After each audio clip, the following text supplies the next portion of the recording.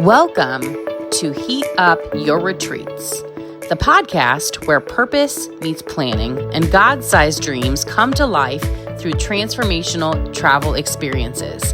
I'm your host, Amanda Heater, CEO of Across the Horizon Travel, retreat strategist, and passionate believer in using travel as a tool for impact. Whether you're a coach, pastor, wellness leader, or change maker, ready to lead your first or even your next retreat, you're in the right place. Let's turn your vision into a powerful, profitable, and spirit-led retreat experience. Let's heat things up together. Welcome back to Heat Up Your Retreats podcast. I am so excited that you are here today because we are diving into a conversation that so many retreat leaders need, but rarely talk about.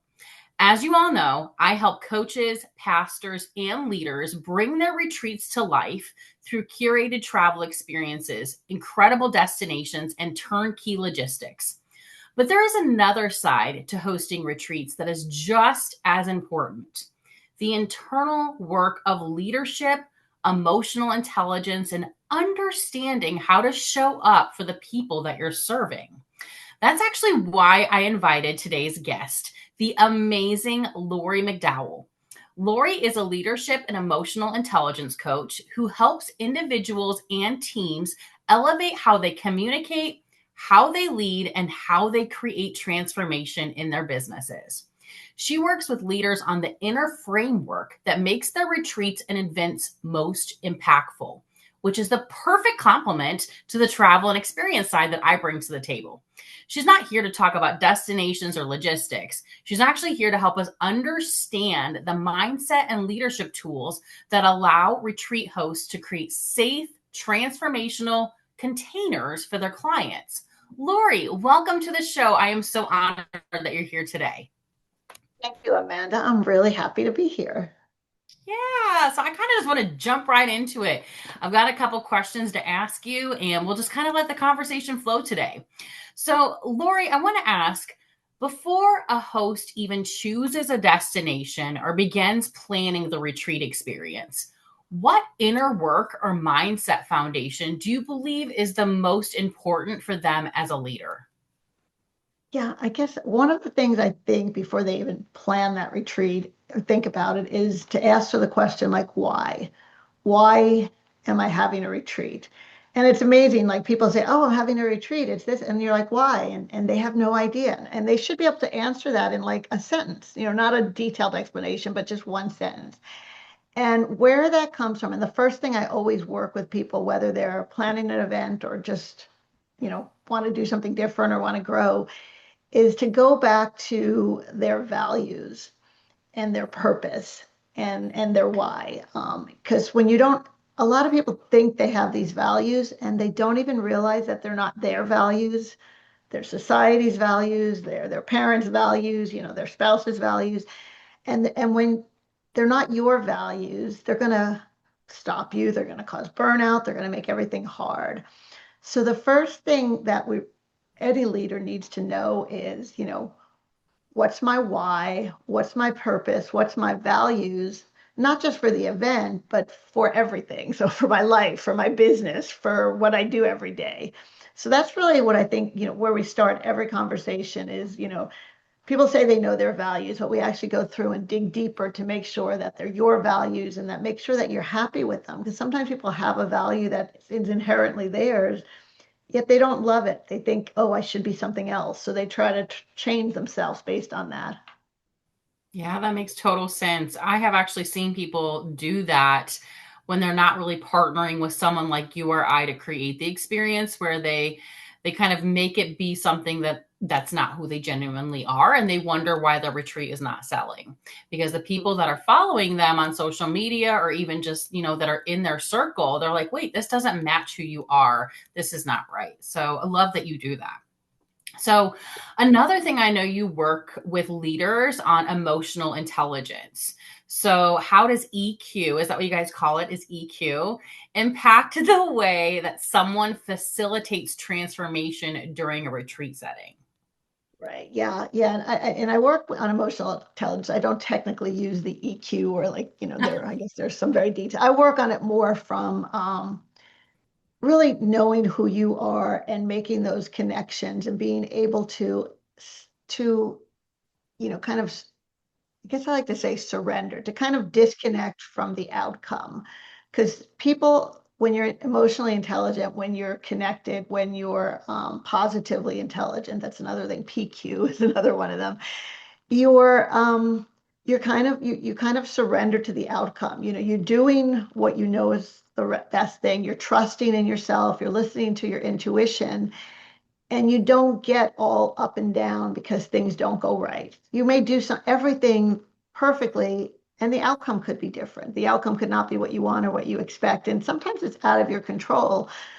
So I work with people that instead of getting, all upset, oh, I did this and this happened, I must be making a mistake or I'm doing anything wrong, to be disconnected from the outcome on how you think about yourself, and then to use that outcome to learn from it, because there's always a lesson or a skill or something you can get, when things all go, when everything goes wrong, you can learn a lot from that. You can build your resilience. You could learn what not to do. You could build a new skill. So that's where, disconnecting so you don't see yourself as, good when things go well and bad when things go bad, and then you're on an emotional roller coaster, but disconnecting from the outcome, focusing more on doing what you know is inherently coming from your heart, and then learning when things don't go right so that you can get a better result next time.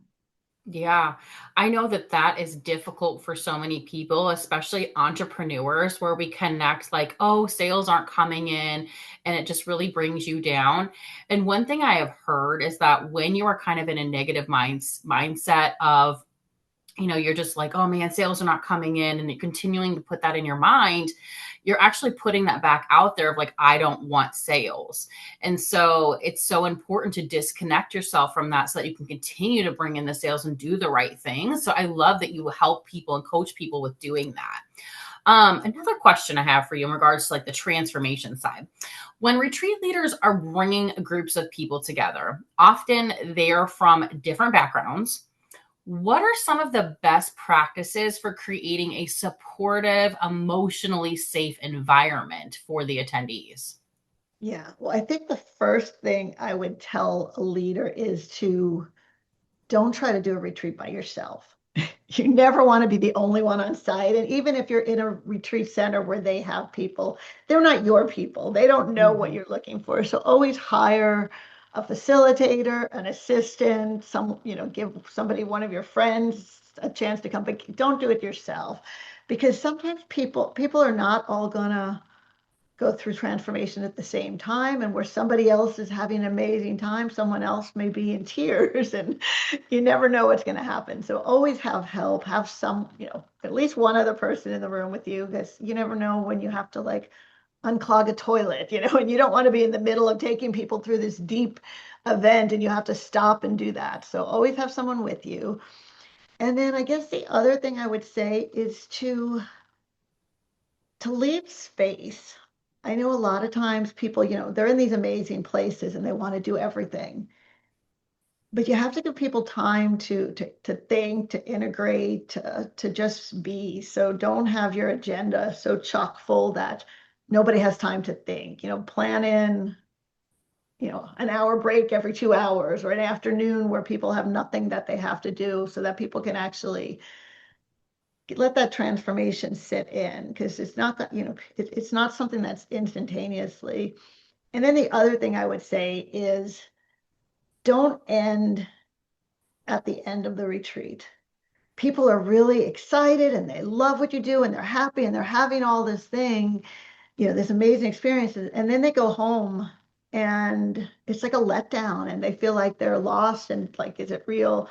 So whether, ideally sell something at the retreat that keeps it going, your next retreat, a program. But if not, at least schedule a couple like integration calls, 2 weeks after the retreat, 2 months after it, so that people keep the connections they made, but also are still learning, still kind of integrating everything that they learned.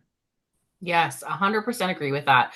I've actually talked to a few other retreat leaders that have done it on their own, where they didn't integrate time in. They jam packed the whole itinerary, literally starting from like 8 a.m. until like 9 p.m. at night. And, obviously they had like meal time, but other than that, it was like jam packed with activities and like transformational experiences, all the things. And she said that she sent out a survey after her retreat and asked what she could have done different. And every single person said, I wish I had more downtime to be able to connect with the other attendees, to be able to process everything. So I 100% agree with you on making sure that they have that extra downtime. And you were so right. You need to have someone with you. That's like where like Lori and I come into play, where we can kind of be what I call the fly on the wall, where we're making sure everything is running smoothly and just being like in the background, because you have to put so much energy and focus into the attendees that if you have to stop that energy and focus because of a clogged toilet, like Lori said, that's going to halt transformation from happening. And if someone's in a very emotional state and you bring them out of it, that could be traumatic for them, depending on what they've been through in the past. So key. I love this. Okay. So retreats were so powerful, as you know, Lori, but they also bring some very unexpected emotions, breakthroughs, or sometimes even conflict. I've talked to some retreat leaders that have had that too. So, what leadership tools should hosts have in their back pocket so that they can navigate those moments gracefully? Right. Yeah, no, it's interesting. That's I was talking to a coach recently who talked about a retreat, and somebody was having a hard time filling it, and that's because they were kind of like advertising it out there to all these people. And he said to her, like, well, I think you're having a hard time filling it because you don't want to spend a week with people you don't like. so so I Right? think part of it really is make sure that you're clear on who the retreat's for, and those are the people you want to invite. And well, you don't want to like not allow someone in or kind of screen people out, but if you make it clear who it's for and what the outcome is and what the transformation is, then people are you're going to not have people in there that are as surprised or that are getting things they don't want. So the first is just make it clear from the beginning that this retreat may not be for everyone. This is for people who want to get this change, or people who are in this stage of their career. And then you'll at least have those people that don't fit maybe weed themselves out so that they won't be unhappy.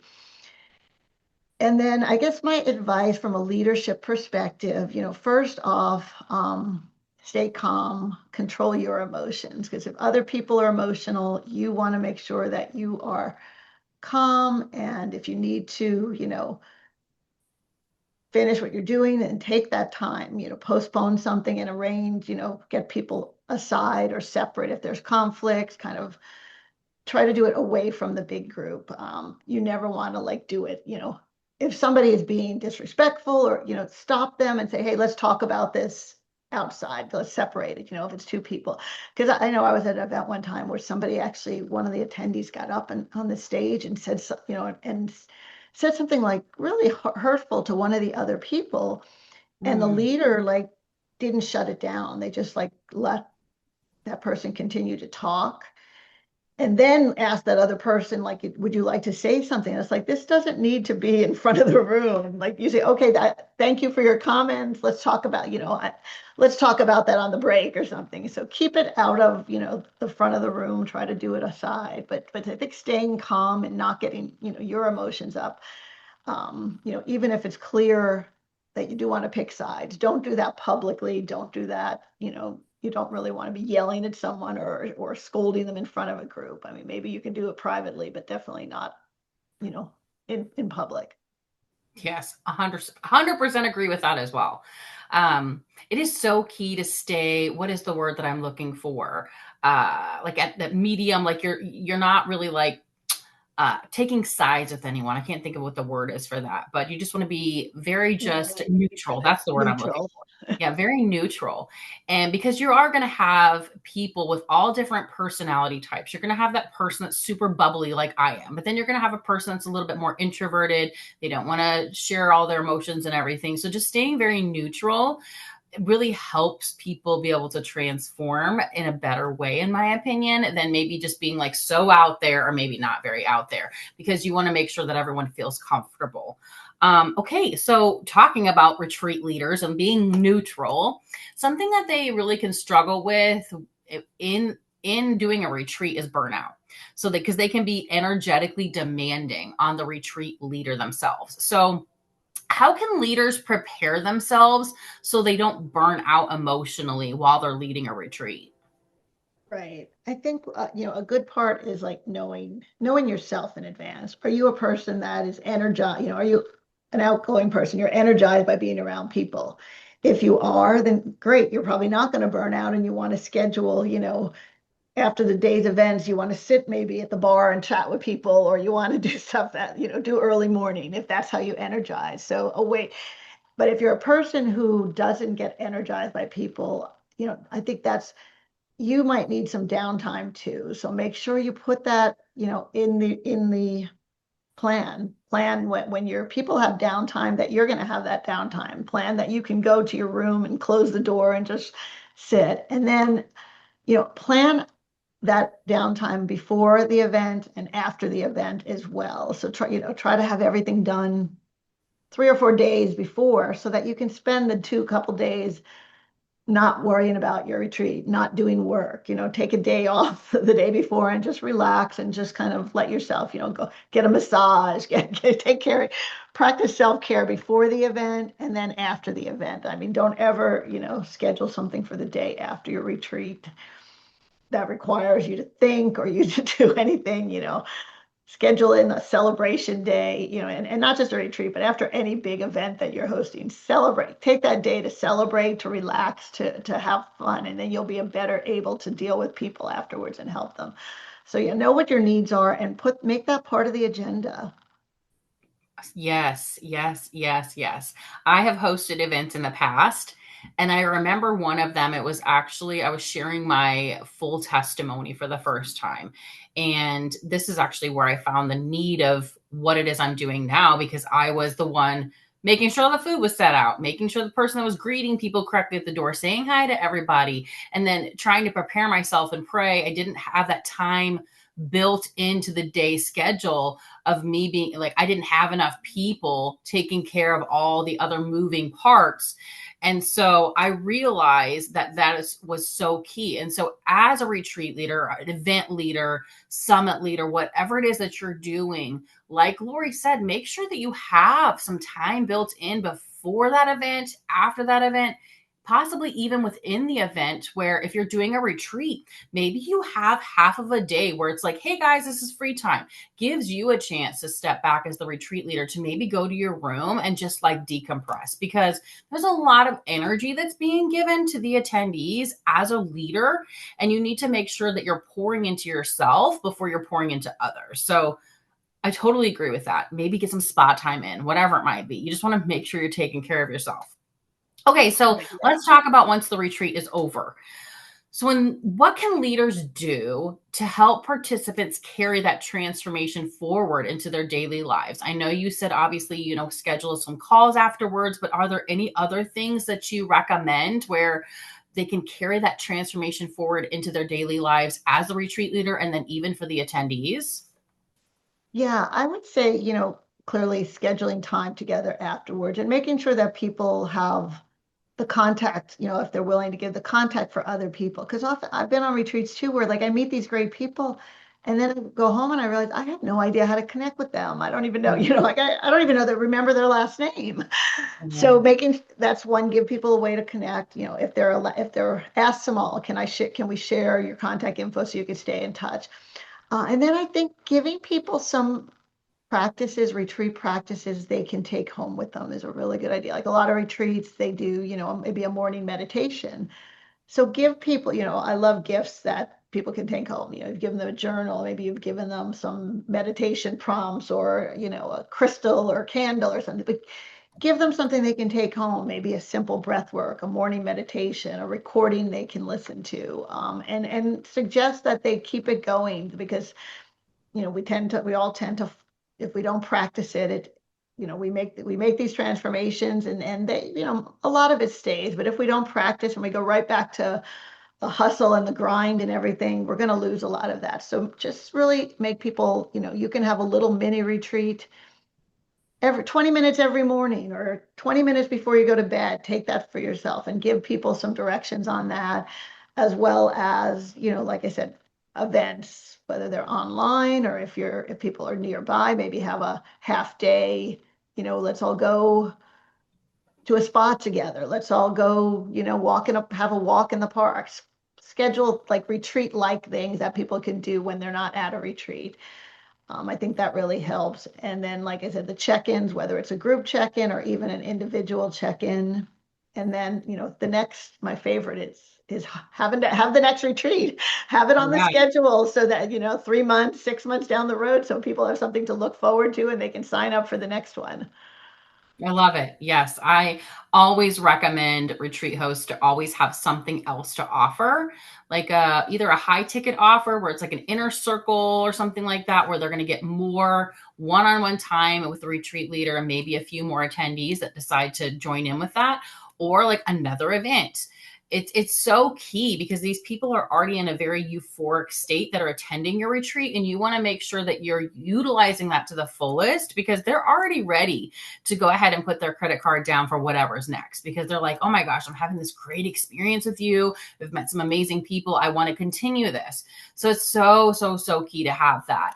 And I love how you said, like, do like any, like a spa day or something like a mini retreat for people that are local. That's so key. You want to keep that community going. So before we finish out today, Lori, how can people find you? Do you have a website, like social media? How can people find you? Sure. Yeah. I have a website, although right now it's not looking great. It's under construction, but I get that. if you go to, this will be, my link tree will take you everywhere. So if you go to yourextraordinarylife.net, that has my email, my social media, a few free gifts, my website. So that'll have everything you need. And eventually, when the website's ready, that link will just go to the website. So yourextraordinarylife.net, and extraordinary is extraordinary. I know people don't always spell that one right, but Right. Awesome. I love it. Okay, well, Lori, this has been such a powerful conversation. I love how you bring clarity, compassion, and leadership wisdom to the retreat in a way that elevates everything that we do as hosts. For everybody that's listening, this is exactly why retreats are more than just flights, hotels, and excursions. Yes, I help you bring the destination to life, but the impact of your retreat comes from the way you lead, the way you hold space, and the way that you support transformation. And Lori is someone who helps leaders grow those muscles in the most beautiful way. Make sure to connect with her. I will drop her link in the show notes. And if you're ready to start planning your next retreat, you know I'm here to help you bring it to life. Thank you for listening, and we'll see you on the next episode of Heat Up Your Retreats. Bye, friends. Thank you for tuning in to Heat Up Your Retreats. I hope today's episode sparked fresh inspiration and reminded you that your retreat vision is meant to be realized. Are you ready to take the next step? Please send me an email at amanda@acrossthehorizontravel.com with the subject line of strategy session, and let's start building a transformational retreat that aligns with your mission. Be sure to follow, share, and leave a review so more leaders like you can heat things up too. Until next time, keep dreaming big, keep planning bold, and keep heating up your retreats.